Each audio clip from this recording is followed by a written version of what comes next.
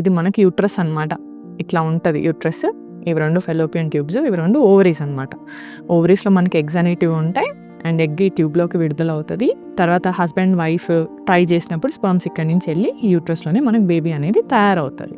So మనకు periods, ఒకవేళ మనకు ప్రెగ్నెన్సీ రాలేదనుకోండి, పీరియడ్స్ అనేటివి రెగ్యులర్గా రావాలి. ఎగ్ పెరుగుతున్నప్పుడు లోపల లైనింగ్ అనేది పెరుగుతూ ఉంటుంది అనమాట, ఎండోమెట్రియం లైనింగ్. సో మీకు ఏమైపోయిందంటే ఒక చిన్న పాలిప్ ఉంది. So polyp around 1.2 into 1.5 centimetre వరకు ఉందన్నమాట.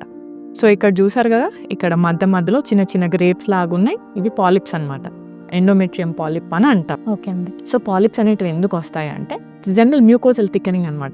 లోపల ఒక దగ్గర అక్కడక్కడ ఎండోమెట్రియం ముద్దల్లాగా తయారవుతుంది. సో రికరెన్స్ ఛాన్సెస్ అనేది ఎక్కువ అనమాట. ఒకసారి తీసిన మళ్ళీ పింపుల్స్ లాగా పాలిప్స్ మళ్ళీ గ్రోత్ కావచ్చు. సో పాలిప్స్ ఉన్నందువల్లే మీకు ఇట్లా బ్లీడింగ్ అనేది ఇంటర్మిటెంట్గా కావడము, పెయిన్స్ రావడము, పీరియడ్ మధ్యలో స్పాటింగ్ అవ్వడం అనేది అవుతూ ఉంటుంది. Okay madam. సో పాలిప్ అనేది చిన్నదే, పెద్ద భయపడాల్సిన అవసరం లేదు.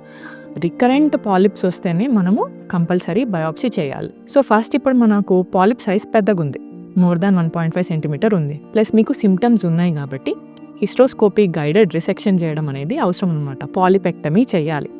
సో ఈ హిస్టోస్కోపీ అంటే ఏంటంటే కెమెరా వేసేసేసి మనకు లాప్రోస్కోపీ ద్వారా ఎలాగైతే మనకు అబ్డామిన్ లోకల్ కెమెరా పంపిస్తామో, హిస్టోస్కోపీలో యూట్రస్ లోపలికి మనం కింద సైడ్ నుంచి కెమెరా పంపిస్తున్నాం. సో యూట్రస్ సైజ్, షేప్ అన్నీ చూసి ఇక్కడ పాలిప్ ఏదైతే ఉందో దానికి పైన పెడికల్ నుంచి కట్ అనేది చేసేస్తాం అనమాట. సో మనం ప్రెగ్నెన్సీ ప్లాన్ చేసుకునేటప్పుడు పాలిప్ రిమూవల్ అయితే చేసుకోవాలి.